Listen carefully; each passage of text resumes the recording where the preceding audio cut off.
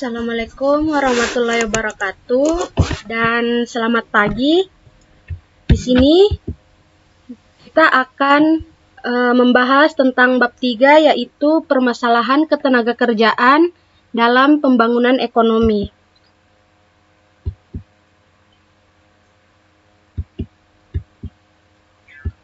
Adapun yang akan dibahas pada kali ini yaitu tentang ketenagakerjaan Indonesia, masalah ketenagakerjaan dan sistem upah. Di sini ketenagakerjaan Indonesia ada konsep ketenagakerjaan, kesempatan kerja, angkatan kerja, dan tenaga kerja.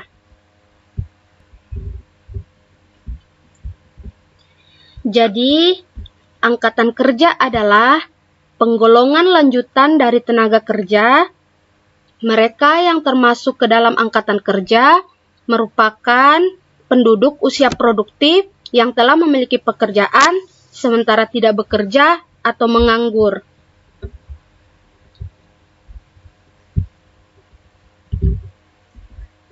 Selanjutnya, kesempatan kerja adalah tersedianya lapangan kerja bagi angkatan kerja yang membutuhkan pekerjaan. Selanjutnya,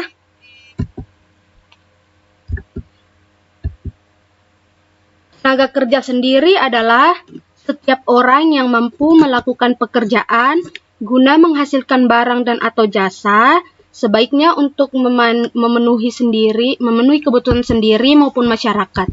Menurut Badan Pusat Statistik atau BPS, tenaga kerja adalah semua penduduk yang berada dalam usia kerja berumur 15 sampai 64 tahun. Sedangkan ketenagakerjaan itu adalah segala hal yang berhubungan dengan tenaga kerja pada waktu sebelum, selama, dan sesudah masa kerja. Di sini ada rumus untuk mencari TPAK. TPAK itu sendiri adalah tingkat partisipasi angkatan kerja, yaitu angkatan kerja per penduduk usia lebih dari 15 tahun kali 100%. Sedangkan TKK sendiri itu adalah tingkat kesempatan kerja orang yang bekerja per angkatan kerja dikali 100%. Jadi contoh soalnya seperti berikut. Diketahui jumlah angkatan kerja 80 juta, sedangkan jumlah penduduk usia kerja 15 tahun ke atas adalah 160 juta jiwa. Maka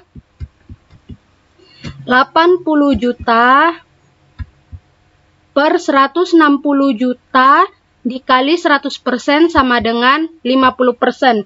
Jadi, tingkat partisipasi angkatan kerjanya itu sebesar 50%.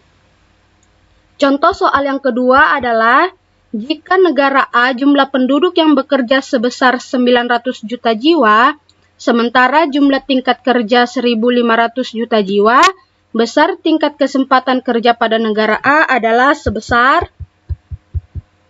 900 juta per 1.500 juta dikali 100% sama dengan 60%.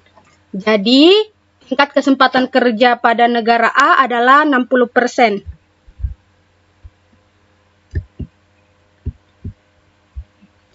Selanjutnya, di sini ada jenis-jenis tenaga kerja. Jadi, jenis-jenis tenaga kerja di sini ada dua, yaitu tenaga kerja menurut keahlian dan tenaga kerja menurut fungsi pokok dalam perusahaan.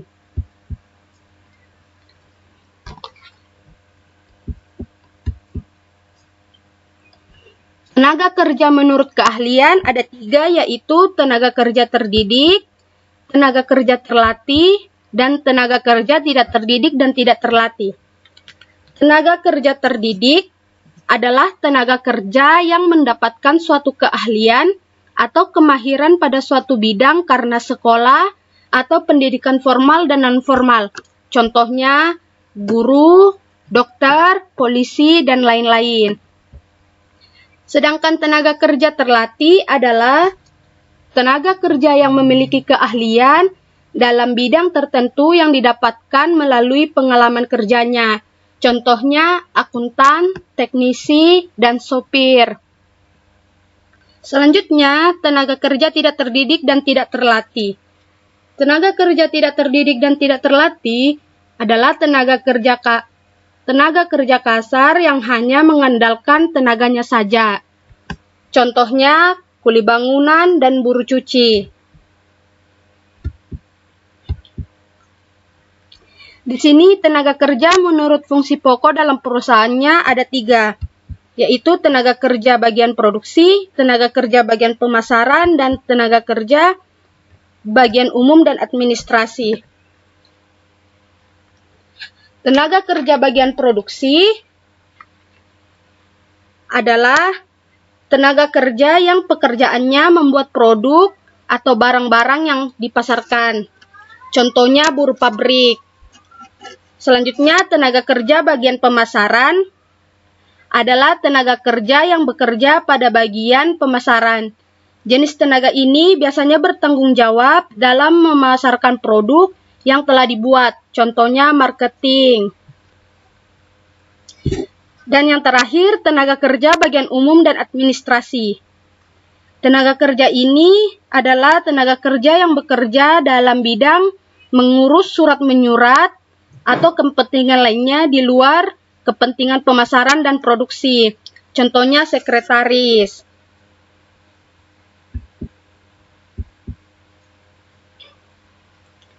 Nah, selanjutnya di sini ada masalah ketenaga kerjaan di Indonesia.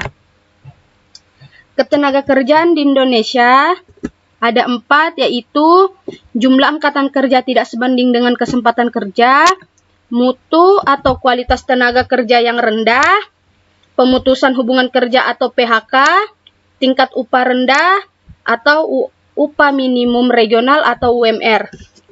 Sedangkan upaya meningkatkan kualitas tenaga kerja di Indonesia itu yaitu meningkatkan kualitas pendidikan, meningkatkan kualitas kesehatan masyarakat, menyelenggarakan program pemagangan, memberdayakan balai latihan kerja atau BLK secara optimal, dan mempercepat sertifikat profesi tenaga kerja.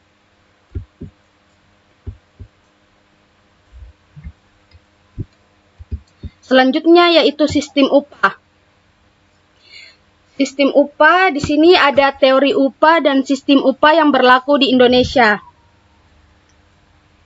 Sistem teori upah ada 3, yaitu teori upah alami, teori upah besi, dan teori upah etika.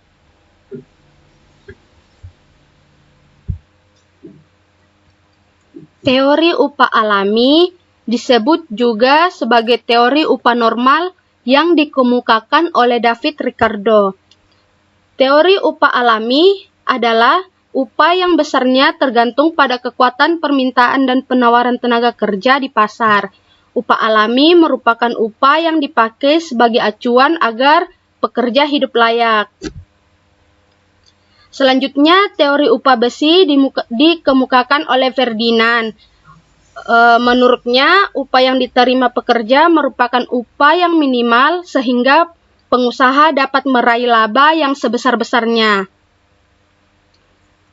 Selanjutnya, teori upah etika. Menurut teori ini, upah yang diberikan kepada pekerja seharusnya sepadan dengan beban pekerjaan yang telah dilakukan pekerja dan mampu membiayai pekerja sehingga hidup dengan layak. Selanjutnya, sistem upah yang berlaku di Indonesia. Ada upah menurut waktu, upah menurut hasil atau upah satuan, upah borongan, upah dengan mitra usaha, dan upah dengan sistem bonus. Upah menurut waktu yaitu upah yang diberikan berdasarkan lamanya seseorang bekerja. Contohnya, kuli bangunan yang dibayar per minggu. Selanjutnya, upah menurut hasil atau upah satuan yaitu pembayaran upah didasarkan pada jumlah barang yang dihasilkan oleh seseorang atau barang per buah. Selanjutnya, upah borongan yaitu pembayaran upah sesuai perjanjian sebelum bekerja. Yang selanjutnya, upah dengan mitra usaha. yaitu pembayaran upah sebagian diberikan dalam bentuk saham perusahaan, tetapi saham tersebut tidak diberikan kepada perorangan, melainkan pada organisasi pekerja di perusahaan tersebut. Dan yang terakhir, upah dengan sistem bonus adalah pembayaran upah yang melebihi kesatuan upah utama yang dikarenakan hasil kerja yang memuaskan.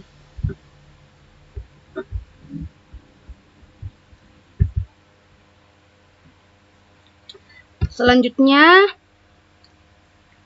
masalah pengangguran. Di sini kita akan membahas jenis-jenis pengangguran, dampak negatif dari pengangguran, dan upaya mengatasi pengangguran. Jenis-jenis pengangguran menurut jumlah jam kerja dan menurut penyebab terjadinya pengangguran. Jadi, menurut jumlah jam kerja ada dua, yaitu pengangguran terbuka dan setengah menganggur. Pengangguran terbuka adalah tenaga kerja yang benar-benar tidak memiliki pekerjaan sama sekali karena tidak adanya lapangan pekerjaan atau tidak memenuhi syarat bekerja atau pendidikan rendah. Sedangkan setengah menganggur adalah tenaga kerja yang bekerja, tetapi bila diukur dari sudut jam kerja, pendapatan, produktivitas, dan jenis pekerjaannya tidak optimal. Selanjutnya, menurut penyebab terjadinya pengangguran, ada 5, yaitu pengangguran konjungtur atau siklikal, pengangguran struktural, pengangguran teknologi, pengangguran musiman, dan pengangguran friksional. Pengangguran siklikal adalah pengangguran yang menganggur akibat imbas naik turunnya siklus ekonomi hingga permintaan tenaga kerja lebih rendah daripada penawaran kerja.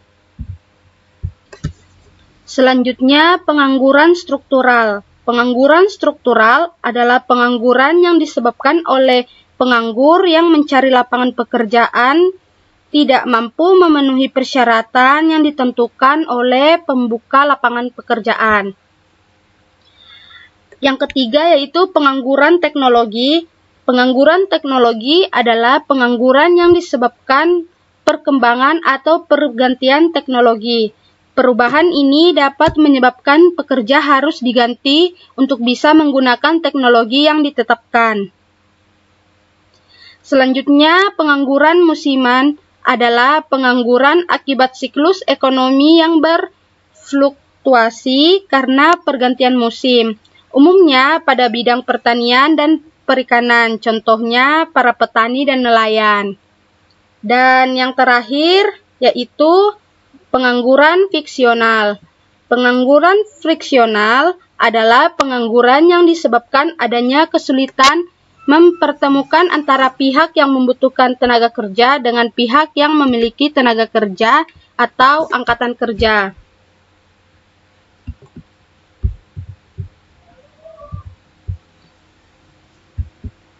Di sini upaya mengatasi pengangguran. Untuk mengatasi pengangguran siklikal, caranya yaitu mengadakan pameran, kebijakan moneter dan kebijakan fiskal, pengaturan struktural dan pengangguran struktural dan pengangguran teknologi. Cara mengatasinya yaitu menyediakan latihan dan pendidikan, memindahkan tenaga kerja ke daerah yang kekurangan tenaga kerja, dan mendirikan industri padat karya. Pengangguran musiman, cara mengatasinya yaitu mengadakan sosialisasi lowongan kerja dan dasar-dasar kewirausahaan. Dan yang terakhir, pengangguran friksional yaitu mewajibkan perusahaan menciptakan suasana kerja yang nyaman dan membangun. Dampak negatif dari pengangguran ada 5, yaitu permintaan dan penawaran agregat menurun, penerimaan negara menurun, tingkat kesejahteraan menurun, angka kemiskinan meningkat, dan biaya sosial meningkat. Nah, sampai di sini ada soal yang harus kalian kerjakan.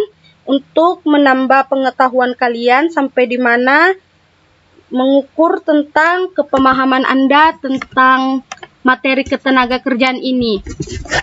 Jadi, sekian materi yang bisa saya sampaikan, kurang lebihnya mohon dimaafkan. Assalamualaikum warahmatullahi wabarakatuh.